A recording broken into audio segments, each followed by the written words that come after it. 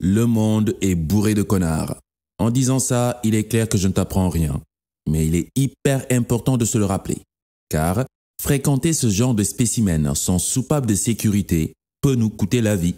Surtout pour les moins lotis mentalement parmi nous. Générique.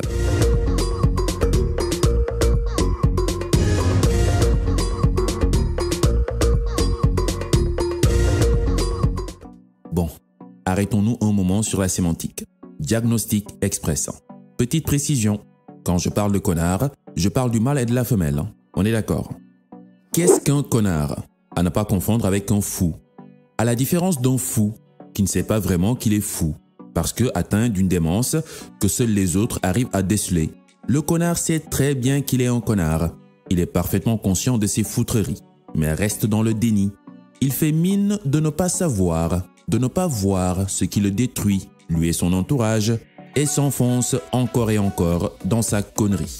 Tant qu'il a l'approbation de la majorité, le fou peut vivre sereinement, seul, dans son coin, alors que le connard a besoin d'autres connards pour survivre. Plus il est entouré de connards, plus il est motivé à faire le connard.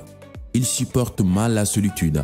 Il est prêt à souiller la société entière pour maintenir son train de vie et rester dans son petit cocon. Le fou peut éventuellement guérir avec un peu d'aide. Étant sincère avec lui-même, quand il découvre la vérité, généralement le fou est capable de revenir à la raison. Alors que pour le connard, c'est perdu d'avance, puisqu'il a choisi de nier l'évidence. La manière la plus efficace de soigner un connard, c'est de s'en éloigner. Le laisser seul face à ses propres mensonges. Une façon de l'isoler avec sa propre conscience, qui lui rappellera à l'occasion qu'il n'est qu'un pauvre connard, en espérant que ça marche. Oui, il ne faut pas confondre maladie et méchanceté. Les deux ne se soignent pas de la même manière et ne se soignent pas avec les mêmes thérapeutes. C'est pour ça que je suis là. Nous commettons tous l'erreur de vouloir aider un connard. Ça l'est encore plus quand il s'agit d'un membre de la famille. On cherchera à conseiller, à donner de l'argent, à héberger chez soi. On fera tout pour aider sans condition en espérant voir la personne reprendre pied. Mais devine quoi? 1 an plus tard, 5 ans plus tard, 10 ans plus tard, rien n'a changé. La personne est toujours dans la merdasse. En plus, maintenant, la personne dépend totalement de ton soutien. Et toi, tu es de plus en plus essoufflé. Tu n'arrives plus à tenir le rythme de l'assistanat, pendant que ton cher connard est de plus en plus accroché à toi. C'est devenu limite obligatoire de l'aider. Gare à toi, le jour où tu décideras de couper les ponts. Le connard se retournera contre toi et t'affichera comme le diable en personne. Tu es devenu à toi tout seul, l'auteur de sa misère. À cause de toi, il n'a plus rien. Sa vie est foutue. Elle a perdu sa jeunesse. Aider quelqu'un, c'est l'aider à ne plus avoir besoin de nous, disait Fatou Diom. Donc, rappelle-toi, si après Diagnostic Express, tu remarques que tu as affaire à un connard, voici quelques tips qui pourront t'aider. 1. S'il ne te demande rien, ne propose rien. Tu seras peut-être tenté de partager des conseils pour aider un connard en difficulté, mais ça ne sert à rien, parce que le connard sait déjà tout. Essaie, tu vas voir, essaie seulement. En lui partageant ton avis sur la problématique en question, il te dira « Oui, je sais, t'inquiète, je sais, oui, je sais. » Et à peine tu tournes le dos, le voilà à nouveau dans ses habitudes pourries. Donc tu perds du temps pour rien. Abstiens-toi de donner ton avis si on ne t'a rien demandé. 2. S'il te demande de l'aide, propose ton aide, mais à distance. C'est-à-dire, montre-lui comment faire et mets-toi à l'écart pour lui laisser le soin de se débrouiller seul. Surtout ne donne pas d'argent. Montre-lui plutôt comment gagner de l'argent lui-même. Apprends-lui à pêcher et puis laisse-le se débrouiller. Évite toute forme de dépendance envers toi.